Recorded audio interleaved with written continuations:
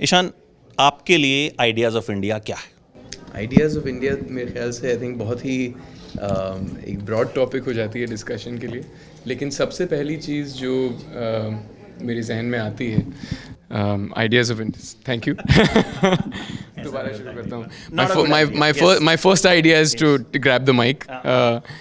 पर सबसे पहली चीज़ जो मेरे जहन में आती है जब मैं आइडियाज़ ऑफ इंडिया सुनता हूँ तो ये है कि आई थिंक यहाँ के लोग जो हैं उनकी जो स्पिरिट है वो इतनी अनडाइंग स्पिरिट है, इतनी लोगों में इतनी क्या कहते हैं सहन शक्ति भी है. और आई थिंक हमारी जो युवा पीढ़ी है वो हमेशा से बहुत ही यूनिक रही है, बहुत ही ज़्यादा सॉरी सर थोड़ा डिस्ट्रैक्ट हो गया मैं, आप अपना फ़ोन निकाल चुके हैं तो मैं कुछ सवाल ढूंढ रहा था आपके लिए. अच्छा, no I just think that India is probably one of the most diverse places in the world. इतने अलग अलग कल्चर्स एक जगह में होना बहुत ही आई थिंक रेयर चीज़ है. और आई थिंक भारत की हिंदुस्तान की खूबसूरती मेरे लिए हमेशा इसी बात में रही है कि सारे cultures they bleed into each other in a very beautiful way. और आई थिंक वो एक मिसाल है दुनिया के लिए कि जब सारी ताकतें साथ हो जाती हैं तो कितनी प्रोग्रेस हो सकती है और कितनी यूनिक आइडियाज़ आ सकते हैं उसमें से. So I am very proud of the diversity of our nation and the multiple cultures. मैं हमेशा कोशिश करता हूँ कि मैं सारे कल्चर्स को समझ पाऊँ, क्योंकि जैसे कि मैंने कहा एक ही जगह में इतने सारे कल्चर्स होना अपने आप में इतनी रेयर चीज़ है कि आप हिंदुस्तानी होते हुए भी अपने देश में इतने अलग अलग अनुभव ले सकते हैं. I always have tried to travel India as much as I can because it's like traveling many countries in one. So there are many Indias in one India. लेकिन हमारा जो भारत है आई थिंक ये बहुत ही खूबसूरत और स्पेशल जगह है which we should preserve as the most diverse place in the world. Very well said कि हमारे भारत. अब माइक में होल्ड करता हूँ और भूलूंगा नहीं. एक चीज़ जो मुझे आपके बारे में लगती है, your choice of films unconventional. मतलब जनरली हम देखते हैं कि जब कोई यंग एक्टर आता है तो वो पहले शुरू में 5-7 फिल्में थोड़ी कई बार कुछ अच्छी होती हैं, कुछ बुरी होती हैं, बट आपकी जो choice of films like home bound, I was blown. मतलब मैंने कहा कि ये बंदा इस लेवल की फिल्म और इस लेवल की एक्टिंग कैसे कर सकता है. सो वो जो आइडिया आता है कि यार ये करना है, वो कैसे आता है? सबसे पहले तो मौका आता है सर. आई थिंक अगर नीरज खेवान जैसे निर्देशक मेरी ज़िंदगी में नहीं होते और हमारी फिल्मी दुनिया के इकोसिस्टम में अगर नहीं होते तो ऐसी फिल्म बनना ही नामुमकिन बात होती, क्योंकि जिस नियत के साथ और जिस समझदारी के साथ वो ऐसी कहानियों को इमोशंस के साथ पिरोते हैं, आई थिंक बहुत कम ऐसे इंडिविजुअल्स हैं जो इतना फाइन बैलेंस लेके चल सकते हैं. तो सबसे पहला श्रेय तो उनको ही जाता है कि ऐसी कहानी उन्होंने लिखी. मेरी हमेशा से खोज ये रही है कि मैं अपने आप को चैलेंज करूं और एक डिब्बे में ना बंद करूं एज एन आर्टिस्ट. और आई थिंक बतौर एक कलाकार मेरी कोशिश यही रही है कि मैं कैसे अलग अलग रूप में अपने आप को देख सकूं और कहानियाँ जो अलग अलग मुझे मेरे दिल को छू जाती हैं उनमें कैसे मैं ढल जाऊं. तो आई थिंक जितना चैलेंज ज़्यादा होता है उतना एक्साइटमेंट मेरा बढ़ जाता है. अक्सर आपने सुना होगा एक्टर्स काफ़ी इस बात से प्रेरित होते हैं कि जब उन्हें नहीं पता कि वो किसी भी किरदार को कैसे दर्शाएं या कैसे निभाएं तो एक हलचल शुरू हो जाती है. And I think that's the starting point कि ये थोड़े मेरे बैंडविड्थ के शायद बाहर है. तो फिर वो जो एक जर्नी होती है वो बहुत एक्साइटिंग होती है और उसी से ग्रोथ होती है. सो मेरी कोशिश हमेशा ये रही है कि मैं सिर्फ एक डिब्बे में अपने आप को बंद करके ना देखूं, लेकिन एज एन एक्टर मैं सब करना चाहता हूं. मुझे मनोरंजन आधारित फिल्में भी करनी है, मुझे जो एंटरटेनिंग हो, वाइड जाएं, और मुझे ऐसी फिल्में भी करनी है जो शायद जिसे कहते हैं ज़ाइटगाइस्ट या कल्चर का हिस्सा ना भी हों, लेकिन वो दिल को छू जाएं. और जो कहानियाँ जैसे मैंने हाल ही में ये चीज़ पढ़ी थी कि एक आर्टिस्ट अपने दर्शकों को सिर्फ वो नहीं देता जो वो देखना चाहते हैं, बल्कि ये भी देता है जो उन्हें खुद नहीं पता जिसकी उन्हें ज़रूरत है. तो आई थिंक यही कोशिश है कि मैं सच्चाई से काम करता रहूं.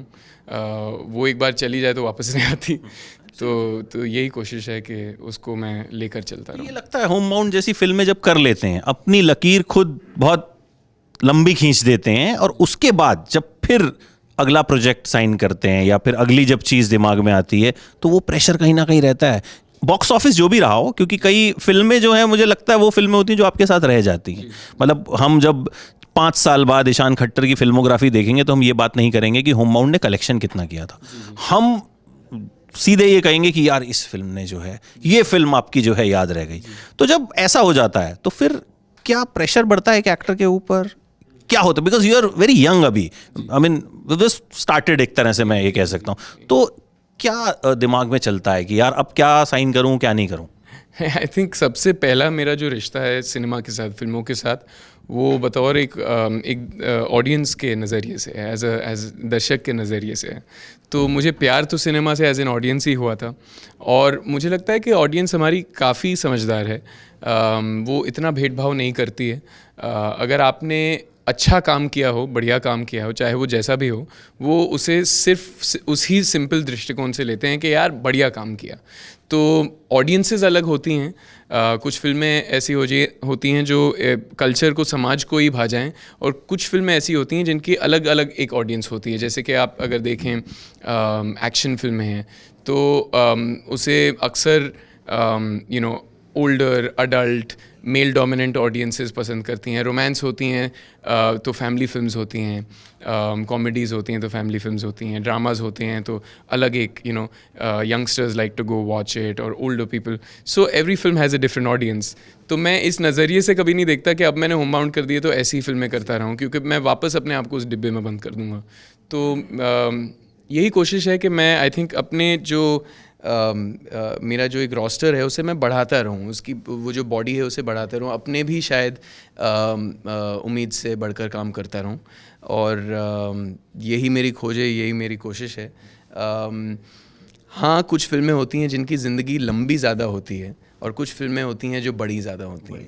तो मैं दोनों ही करना चाहता हूँ। कोशिश यही है कि एक पैर इधर रख के एक पैर अपने ऐसी जगह पे, ऐसी नाव में रखूँ जो आई थिंक मेरे दिल के करीब रहे हमेशा।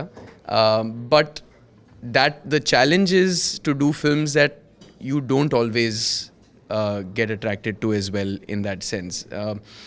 आप जानते हैं कि ऐसी फिल्म की ऑडियंस होगी, और आपको उस फिल्म में कोई ऐसी चीज़ें दिख भी जाएं जिससे आप कनेक्ट कर जाएं, and then you take that journey, it will be different because you are doing it. क्योंकि बतौर एक एक्टर आपकी जर्नी, इंडिविजुअल जर्नी, आपकी खुद की पर्सनल जर्नी है, and every film is I think a sum total of all the people in it. तो अपनी आवाज़ तो हमेशा रहेगी, उसको मैं कभी दबोचना नहीं चाहूँगा, बट मैं कोशिश करूँगा कि फ़िल्मों के ज़रिए मैं अपने नज़रिए को बहुत बड़ा कर पाऊँ और एक्सपैंड कर पाऊँ अपनी ह्यूमैनिटी को। लास्टली अभी स्टेज पे हमने आपका डांस देखा लास्ट में, होमबाउंड के बाद मैं एक्सपेक्ट नहीं कर रहा था वाला, मेरे दिमाग में एक सवाल आया, Shahid Kapoor is better dancer और Ishaan Khatter is better dancer? आप तो गलत इंसान से पूछ रहे हैं, क्योंकि मैं तो बड़ा हूँ उनको देखते देखते। मतलब वो जो आपने डांस किया या जो भी आप करते हैं, तो आपस में दोनों भाइयों में कभी होता है कि अच्छा है मैच? ये आपकी ज़र्रा नवाजी है, वो तो मेरे बड़े भाई हैं, ऑलमोस्ट एक गुरु जैसे हैं मेरे लिए।